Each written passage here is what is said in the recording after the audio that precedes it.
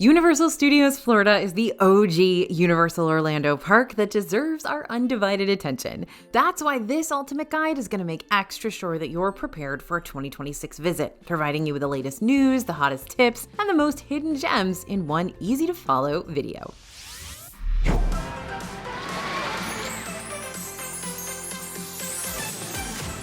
Hey everybody, it's AJ for Disney Food Blog. Universal Orlando made some huge waves in 2025, but 2026, those waves are going to keep on keeping on. Today, our focus is on the OG member of the Universal Orlando sphere of influence, Universal Studios Florida, a place where you'll meet minions and cast spells and escape mummies and race Jimmy Fallon and make memories that'll last a lifetime, as cheesy as that sounds. So what's the news? What's the latest? What's the hot goss? As far as sparkling newness goes, the biggest thing happening in Universal Studios at the moment is the major closure and demolition of Hollywood Rip Ride Rocket. Back in August, Hollywood Rip Ride Rocket closed for good. While Universal hasn't officially announced what's going to be taking the place of the former coaster that used to give us whiplash, but at least had a head-bobbing soundtrack, we do know that the entire coaster and related structures are being demoed to make way for a new attraction. So stay tuned for more announcements about that.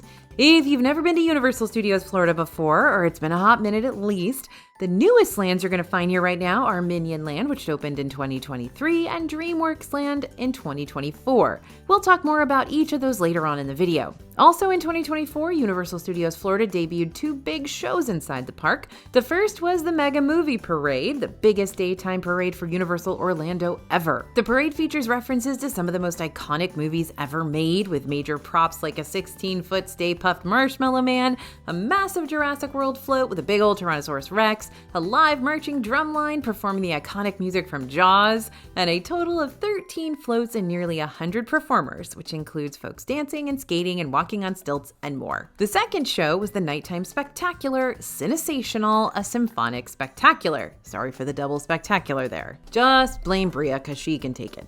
This show features dancing fountains and pyrotechnics that take you on an adventure through some of Universal's classic movie moments. Think Harry Potter, Jurassic World, Jaws, and more. Keep in mind that unlike Disney World's nighttime spectaculars or daily parades, these two Universal Studios shows only happen during certain times of the year. Typically, Mega Movie Parade will run from mid-April after Mardi Gras until mid-November before Christmas. Cinesational tends to be more of a late spring/summer show, starting up also in mid-April and lasting throughout August. Check the Universal Orlando website for both of these shows' updated schedule times in 2026 when they become available.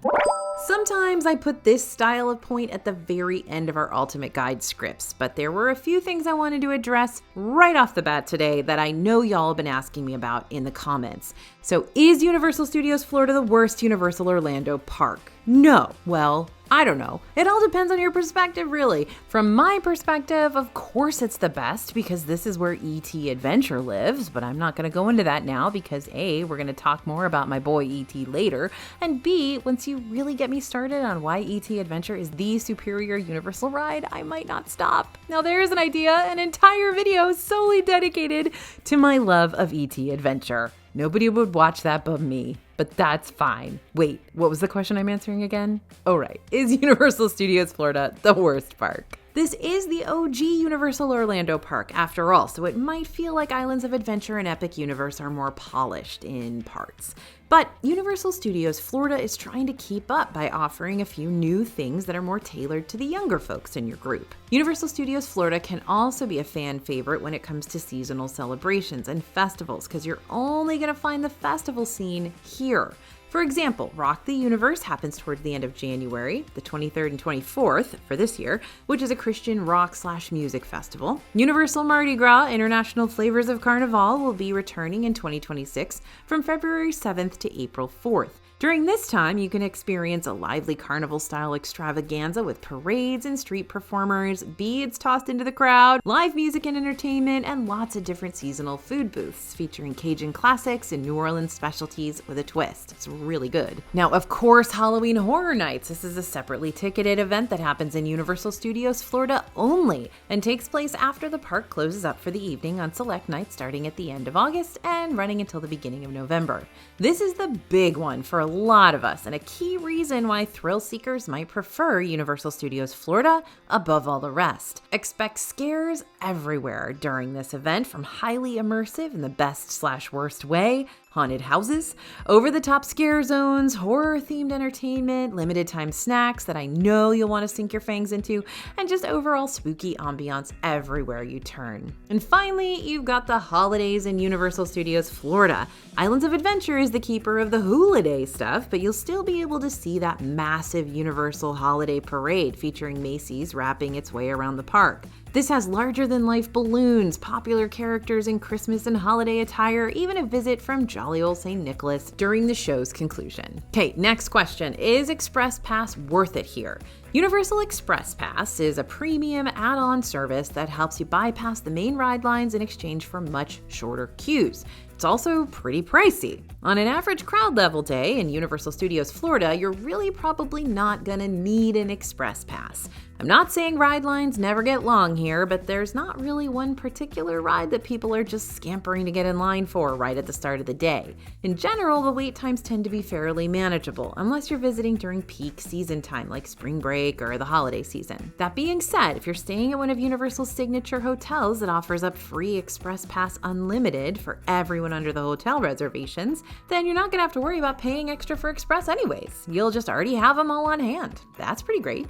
If you want to learn more about which Universal hotels offer free Express Passes and see a ranked overview of all the Universal-owned hotels on site, courtesy of us, then go ahead and scan the QR code on the screen now or click on the link in the description for disneyfoodblog.com/Universal Ranks, and we're going to send you our free Universal Orlando hotel guide right now. Okay, is the Rip Ride Rockit construction distracting? Are you talking about when it is or isn't on fire? I wish I were joking, but the track literally did catch fire back in October. Fortunately, it was quickly put out and nothing major happened, but it's still wild to see that happen at all. So on a whole, unless you're in the Wizarding World section of this park, you're not going to experience complete immersion in each land like you're going to find when you step through one of the Epic Universe portals. When you first enter the park, you're going to see Minion Land, and right past that, you'll see Race Through New York starring Jimmy Fallon, and then at the tail end of the street, you'll see the huge building that holds the Revenge of the Mummy indoor coaster. So to answer your question, no, the construction walls up around Rip Ride Rockit and the overall demo really aren't too distracting, just because Universal Studios doesn't really have that immersion factor to begin with. Okay, now let's get to the meat of each land. Starting with Minion Land. Again, when you first step foot into Universal Studios Florida, you're going to be greeted by the Minions, so don't expect to be eased into things with like a nice, easy, happy-go-lucky Main Street USA sort of vibe. You're going to be completely thrust into the land of giant yellow walking, babbling Tic-Tacs right from the get-go. The most noteworthy spots you're going to find in Minion Land are Villain Con Minion Blaster. This is not necessarily a ride because you're not going to do any sitting, but it is an attraction that has ride-like qualities and competition. You'll stand on a moving walkway and blast the things popping up on the screen surrounding you to rack up a higher score. One of the coolest parts about this experience is that the Universal app can save your scores, which helps you unlock abilities that you can use the next time you give this attraction a whirl. The actual ride in this land, sort of, it's actually more of a show with a screen that makes you feel like you're on a ride, is Despicable Me Minion Mayhem. This is a motion simulator experience that turns you into a minion in training. It's cute and it has a heartwarming storyline, but maybe not one you'll want to hit up right at the start of the day. Since it's right up towards the front of the park, lots of folks had to it first, so you'll probably be better off getting in a shorter queue line after park opening elsewhere. If you're looking for a weird, wonderful, and over-the-top novelty snack and a bunch of weird entrees, Minion Land is your land. First of all, you've got the Minion Cafe quick service. Those yellow dudes run the establishment here, but kids are gonna love that, and you're gonna love tracking down all the little Easter eggs hiding around the dining room. Hidden gem alert, by the way. One of the tables in Minion Cafe is themed as a foosball table with the Minions as the players and young Gru as the goalie. Some of our favorite Minion-inspired eats that we've tried here so far include Lucy's Top Secret Salmon with coconut blue rice. I know, you wouldn't think, right? But anyway, the Steak and Cheese Ray Sandwich, and the Mel's Meatball Mountain. That's a wood oven baked stuffed pizza with meatballs, basil, fresh mozzarella, and marinara. There's also a dessert here called Otto's Pet Rock, made with peanut butter mousse, strawberry jelly, crushed peanuts, and banana cake dipped in a chocolate shell. And it's good if you don't have a conscience, that is. Otherwise, I kind of feel bad taking a big old bite out of my pet rock, But again, it's peanut butter, so sorry Rocco, down the hatch. Don't want to eat a full novelty meal here in Minion Land? Consider at least getting an eccentric snack here. You got choices ranging from Pop Banana with banana-flavored popcorn on offer, Freeze Ray Pops with popsicles themed around the popular members of the Despicable Me crew, and Bake My Day, which is the land's confectionery that sells Despicable Me-themed goodies like cupcakes and macarons and s'mores and candies and several different packaged take-home treats. Now, right next to Bake My Day, you can find the Illumination Theater, which has character meet and greets that constantly rotate out to highlight different popular Illumination friends, even those outside of the Despicable Me franchise. Lights, cameras, action. This is Hollywood, baby. So of course this would be the place where the most live stage shows are happening in the park. New York would have made sense for that too, but best not to overthink it. There are 3 main stage shows you can find here. Universal Orlando's Horror Makeup Show takes you behind the scenes to show you how Universal's classic movie monsters are created. Kind of feels like a sneak peek behind Dark Universe over an Epic Universe, really. The Bourne Stuntacular is an acrobatic and stunt performance where you'll follow Jason Bourne during an action-packed live show, complete with motorcycles and helicopters and danger. So much danger! I've heard several people talk about how this is always on their must-do list whenever they go to Universal Studios Florida, so you might want to consider putting it on your list too. And then there's Animal Actors on Location, which has no life-threatening stunts, thank goodness, but it does have plenty of cute animals who are all having a fun time playing with their trainers on stage while also showing off their impressive tricks. So if you want to meet a lot of characters all at once, maybe even the ones from your childhood, mom, dad, and grandparents, the Hollywood area is also known for its character zone. Characters rotate out often here, but you might find friends like Scooby-Doo and the rest of the Mystery Gang, Beetlejuice, Betty Boop, The Simpsons, as well as The Simpsons' sworn enemies, and several other popular TV show and movie characters too. If you're looking for a bite to eat, the Today Cafe quick service might be a good place to start, especially in the morning when you're looking for something more substantial to eat around breakfast time that's maybe not Minion themed. The restaurant's themed around that long-standing NBC morning show, offering up sandwiches like the Egg White Florentine, the Smoked Salmon Lox Bagel, and a basic ham, egg, and cheese on ciabatta. Today Cafe does stay open all day long with lunch and dinner offerings too, so even if you don't hit this place up for breakfast, then it's still here if you want to swing by for some speedy sandwiches or something. More than I like Today Cafe though, I really like Central Park Crepes. Should both Today Cafe and Central Park Crepes also be in the New York section of the park? Yes, probably. Again, not gonna overthink it. Central Park Crepes is a cute little kiosk that serves both sweet and savory handheld options year-round that are always made fresh on site. And now that I'm thinking about it, I'm starting to realize that the Hollywood section of Universal Studios Florida might be a favorite section, because this place doesn't just have crepes and cute performing animals. It is the keeper of what could possibly be my favorite Universal ride of all time. No, not quite possibly. It is E.T. Adventure. And the crowd goes wild. Woo!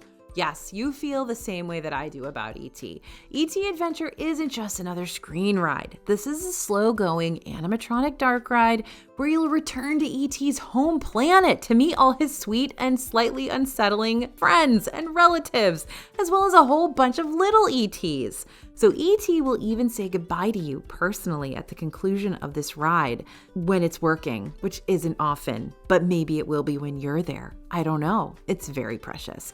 As you enter the indoor portion of the queue, you'll tell the team member up front your name, and the team member will add it to a card, and they'll hand over that card for you. Now it's your job to hand that same card over to the team member in the boarding area so they can get it transmitted to ET before you take off. Again, doesn't always work, but sometimes. Hot tip, check out the feature presentation store to see what pop-ups are happening during your next visit. At the time of riding, Wicked, the experience, is still on display, featuring an immersive, self-guided walkthrough of exclusive treats, character meet and greets with Elfie and Glinda, of course, merchandise, photo backdrops, and displays of actual props and costumes that were used during the films.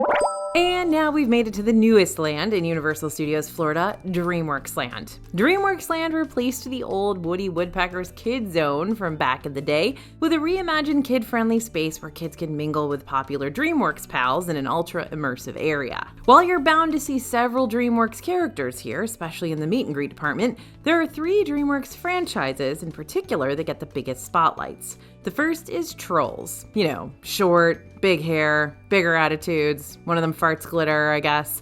The Troller Coaster in DreamWorks Land is the only ride you're going to find here. It's a family-friendly option where you get to join Poppy and Tiny and the twins, Satin and Chenille, on a Caterpillar Catter bus, all while trying to escape a fleet of scary spiders. What can I say? It's adorable, but it's definitely more for the younger riders in your group.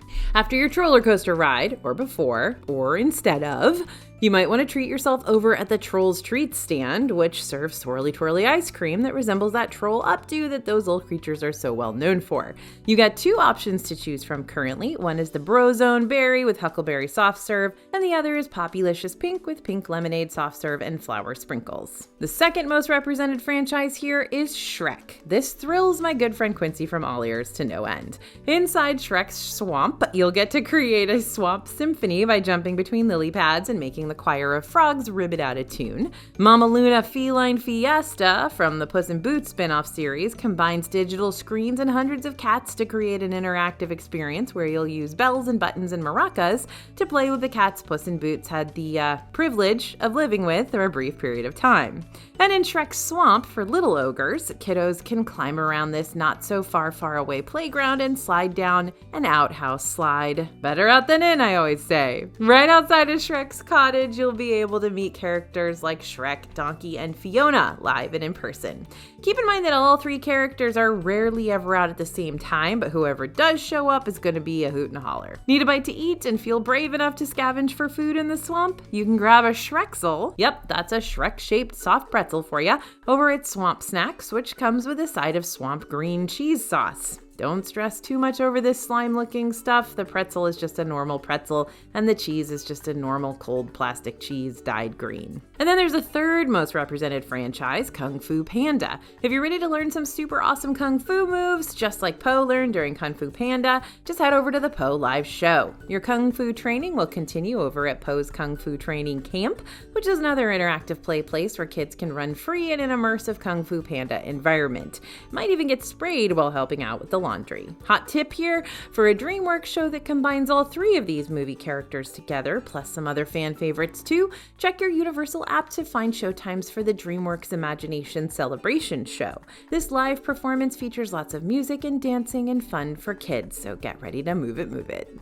Now, have you ever watched an episode of The Simpsons and thought, I wish I could meet these guys in real life and at a carnival? Well, congratulations! Universal Studios Florida can make your wildest, and I mean wildest, dreams come true. This area is best known for having several eateries with foods directly from the show and rides that make you a little bit queasy. So here's your warning now. Bring your non-drowsy Dramamine. The Simpsons ride is the main ride here. Say hello to more screens and 3D glasses. This one's fun and colorful and has that classic Simpsons humor, but just a little more PG rated for this family-friendly park. Then there's Kang and Kodo's Twirl and Hurl. Ironically enough, more people get more sick on the Simpsons ride than they do in this Twirl and Hurl, but that's just because the Twirl and Hurl is more of a classic aerial carousel, kind of like Dumbo over in Magic Kingdom, just with fewer flying baby elephants and more man-eating aliens. Hidden gem here, each saucer has a name, and a silly name, so don't forget to read yours before boarding. If I'm ever in the Simpsons area, you're more than likely going to find me chowing down on the various different snacks and food stands here versus getting in line for the rides. One time on the Simpsons ride is plenty for me. Now, I'll just list all these off in one fell swoop so you can see what I mean. Lard Lad Donuts is the home of those giant pink donuts Homer's always obsessed with. These are as big as your face, y'all. They are very, very large, but they're also very, very good. They're made by local Orlando outfit Donut King, which does a great job with these. Now, we don't talk about this one as often because there's another ice cream stop I do prefer in this park, which I'll talk about a little bit later, but you can get an ice cream treat like the Ice Cream Conan or a brief freeze-in sundae over at Phineas Cube Butterfat's Ice Cream Parlor. They've even got an everything but the kitchen sink option featuring your choice of soft serve ice cream and every single topping in the store. Luigi's Pizza, self-explanatory, you got pizza here, by the slice or by the pie to share. Duff Brewery Beer Garden sells that classic Duff beer at Duff Light that's mentioned so often in the Simpsons series, but you can also get a few other select beer, wine, and cocktail options here too. Speaking of popular Simpsons offerings straight out of the show, Moe's Tavern is here too, you guys, giving you another location to pick up that Duff Beer special if you want to feel even more like you're a part of the Simpsons universe. Bumblebee Man's Taco Truck is probably one of our favorite stops in the Simpsons area. It's street taco central over here, y'all, but Bumblebee Man's Macho Nachos are also a solid choice to share amongst your group too. Now I might place Cletus's Chicken Shack at a close second after Bumblebee's, because nothing offensive is being served up here, just fried chicken, chicken and waffles, and comfort foods galore. Krusty Burger is going to be yet another familiar food icon for even the casual Simpson fan. Is this the best burger you're going to eat ever? No. But if you're just here for novelty's sake and because you want to make Krusty the Clown proud of you or something, then go ahead and order a Krusty Burger. Just don't expect too much from it. Suds McDuff's Hot Dog House kind of gets pushed to the back burner of all the different offerings, but it still continues to be a decent option if your kid is absolutely begging for a hot dog or they're in their hot dog era and they won't eat anything else. You can also pick up the Marge Cotton Candy here. It's a little weird that Universal Studios Florida just keeps wanting to eat characters' hair, because we just did that with the Trolls. Then there's the Quickie Mart, which has a mixture of drinks and snacks and other little souvenir goodies, with the most noteworthy option being the frozen squishy slushies. Hot tip here, pick up the phone right outside the Quickie Mart, because one of the characters needs to have a word with you. World Expo is literally known for one attraction and one attraction only, Men in Black Alien Attack. So if you love point and shooty rides, here's another one for you to put on your must-do list. This is probably one of my favorite point and shooty rides that we've got in Universal. Unlike the Villains Con, Alien Attack isn't going to connect to your Universal Orlando app or anything, but you can still strive to earn the bragging rights. Warning though, this ride does spin. You can blast the exhaust ports throughout different ride scenes to make other folks spin out, so if you get motion sickness really easily, board this one at your own discretion. Hot tip here, for the highest scoring targets, be on the lookout for the faraway aliens popping out of the windows in the training room, Frank the Pug in the newspaper stand, the window aliens in the crash site room, and the green eyes peeking out of the bushes in the ambush room. It's the most immersive as well as the busiest section in all of Universal Studios Florida. Friends, welcome to Diagon Alley. In each Universal Orlando park, you'll find a Wizarding World section straight from the Harry Potter film franchise, making you feel like you've become part of this realm yourself. Or you'll just feel really like a muggle, not knowing what on earth you've just gotten yourself into. But just to make sure you don't get them all confused, Diagon Alley is the Wizarding World with a big white fire-breathing dragon on top of a building that houses the only ride in this section of the park, Harry Potter and the Escape from Gringotts. Escape from Gringotts is an indoor 3D roller coaster that takes you down into the Wizarding Bank vaults and face-to-face with some of Harry Potter's greatest enemies. Honestly, this one's worth checking out just for the impressive queue alone. Outside of this ride, you could easily spend a good chunk of your day in just Diagon Alley alone. You've got back-to-back shops, the Leaky Cauldron quick service with British pub food aplenty, and lots of spells to cast if, that is, you purchase one of the interactive wands in Ollivander's or at one of the other Universal shops that sells them. Oh, and butterbeer. There's plenty of butterbeer, you can bet on that. Hidden gem, if you model your outfit in the mirror in Madame Malkin's robes for all occasions, you might just get a bit of fashion advice directly from the mirror itself. And you know how I mentioned earlier that there was an ice cream place that I like a whole lot more than the one offered over in the Simpsons land? Yeah, this is where you can find it. Florian Fortescue's has a lot of unique soft serve flavors to choose from, including banana and Granny Smith apple and orange marmalade and toffee and strawberries and cream and even butterbeer flavored ice cream too. And the best part about this ice cream is the flavor ribbons around each swirl that make those flavors really pack a punch. Throughout the day, you might be able to catch some of Diagon Alley's open air performances like the musical stylings of Celestina Warbeck and the Banshees, or a slightly eerie puppet show retelling the tales of Beetle the Bard. And don't forget to chit-chat with the night bus driver outside of King's Cross Station. His little shrunken head buddy's got a lot to say. But hold up, as long as you're near the night bus, you might as well take this opportunity to pick up what's quite possibly my favorite savory snack in all of Universal Studios Florida, a jacket potato. Over at the London Taxi Hut, you can find simply executed but still brilliant loaded baked potato offerings like broccoli and cheese and beans and cheese and classic loaded potatoes with cheese and bacon bits and sour cream and chives, and the shepherd's pie potato. I know I said that Escape from Gringotts is the only ride in Diagon Alley, but that's not not completely true. Hogwarts Express is both a slow-going Harry Potter-themed ride and a functional transportation method that'll help you hop between parks. And that means you will actually need to purchase a 2-park one-day ticket in order to ride this one. So have your park-to-park ticket out and ready to scan before you get in line. Hot tip here, don't miss Nocturne Alley just because you've gotten all distracted by the fire-breathing dragon sitting on top of Gringotts Bank. Nocturne Alley is home to dark magic shops and sinister secrets, and it's actually pretty easy to skip over if you're not looking for it. To enter, you'll want to either head to the entrance right past the Leaky Cauldron or head around to the restrooms on the back side of the Gringotts Dragon. If Hollywood was my favorite area earlier, then San Francisco might be my least favorite? I don't know. There's just not a whole lot going on over here nowadays. Though I will say this is one of the only places in the park that has a sit-down table service option, and a fairly decent one at that. So if you like seafood and a whole lot of it, you might want to check out Lombard's Seafood Grill. Lombard's is themed to look like an old-timey ship, and its menu serves up a variety of entrees like monstrous lobster rolls and Baja mini tacos and crispy fried fish and chips and other seafood stuff. And yeah, that's probably my favorite part about this section. You got a few other places to grab a bite in San Fran too, but otherwise this will mainly serve as your crossover from New York to Diagon Alley or vice versa. There is a ride inside San Fran called Fast and Furious Supercharged, but it's made quite the name for itself for all the wrong reasons. This is another dark simulator ride that takes you on a high-speed street chase, but not really. It just feels that way because you're surrounded by screens. The most exciting part about this ride for us, honestly, is the fact that the queue and ride building feature actual movie props and cars that were featured in the Fast and Furious films. But okay, there is actually one other thing I really like about San Fran, and that's the Streetmosphere Beat Builders show. Throughout the day, the Beat Builders will come out and transform their construction site equipment into a full-on percussion set. And we've made it to New York. New York is a hodgepodge of stuff, but after my recent trip to New York when I was doing my Disney Adults book signing, I was reminded that New York is a hodgepodge of stuff, a hodgepodge of overstimulating, amazing stuff. Now you're gonna find everything from Jimmy Fallon to the Mummy here. Oh, and if there's ever a big concert going on in Universal Studios Florida, you'll find it happening in that giant amphitheater in the New York area.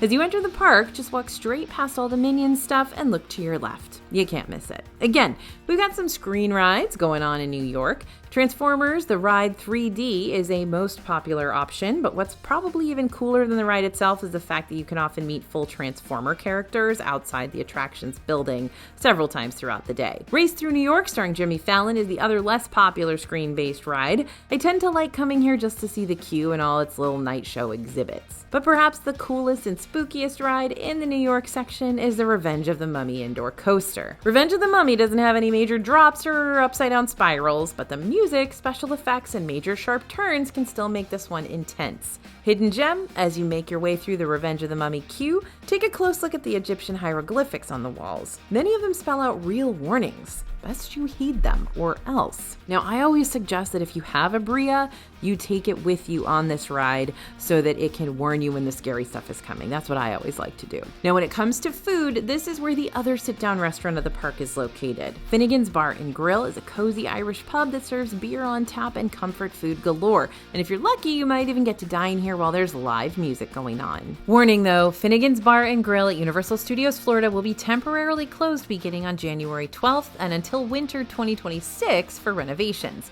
While we don't have an official reopening date for it just yet, it sounds like the restaurant will be closed for the majority of the year, so I wouldn't really rely on this one if I were you. Now, hot tip, the New York area also features the Blues Brothers show throughout the day, so if you're desperate for a Soul Man montage, check out their show times and head for the alleyway located between Finnegan's and Auntie Anne's Pretzels.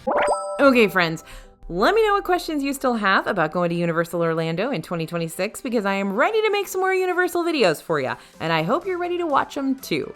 In the meantime, check out some of our other Universal videos. They're already up on the channel, like our 50 mistakes to avoid in Universal Orlando video, and don't forget to download our free Universal Hotel Guide if you haven't already over at disneyfoodblog.com/universalranks. Thanks for listening, everyone, and thanks for watching. As always, this is AJ for Disney Food Blog, and we'll see you real soon.